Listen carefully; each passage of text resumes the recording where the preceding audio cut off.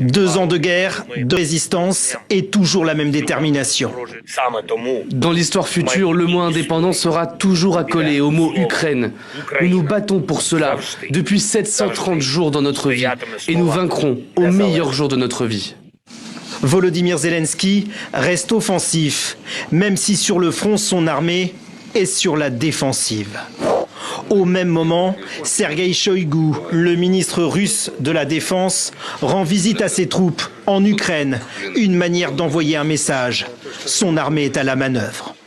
Le monde entier sait que le meilleur fusil d'assaut est la Kalachnikov, mais il continue d'essayer et d'essayer. 2 ans de guerre et toujours des centaines de milliers d'hommes mobilisés sur le front. Chaque camp se refuse à communiquer son nombre de morts, qui se compte sans doute en centaines de milliers. En 2 ans de conflit, les armées ukrainiennes et russes sont passées d'un affrontement mobile à une confrontation presque entièrement figée. La guerre s'est transformée en duel d'artillerie. Et à ce jeu, c'est la Russie qui a pris l'avantage. Moscou possède plus de systèmes d'artillerie et plus d'obus. Lorsque les Russes tirent 10 fois, les Ukrainiens, eux, ne répondent qu'une seule fois. Alors, depuis plusieurs mois, Kiev en appelle désespérément à ses alliés. Nous avons vraiment besoin de soutien pour cela, parce que nous n'avons tout simplement pas assez de munitions. Une supériorité qui a permis à la Russie ces derniers mois d'engranger des succès mineurs, comme la prise d'Avdiivka. Mais à l'échelle des 1200 km de front, les changements restent insignifiants. Dans le domaine militaire, c'est ce qu'on appelle un blocage tactique. Aucun des deux camps n'est suffisamment fort pour prendre le dessus sur son adversaire.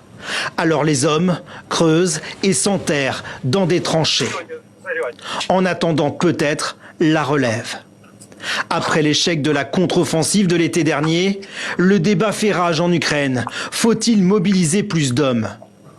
Le gouvernement craint une mesure impopulaire, mais la situation sur le front ne lui laissera peut-être pas le choix.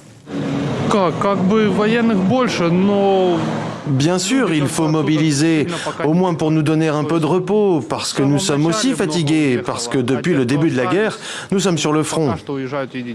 Au-delà des difficultés sur le terrain, c'est sans doute en dehors d'Ukraine que viendront les changements. Le gouvernement ukrainien suit de très près la campagne présidentielle américaine. L'Europe continue son soutien matériel, mais les États-Unis restent le principal allié et fournisseur d'armes.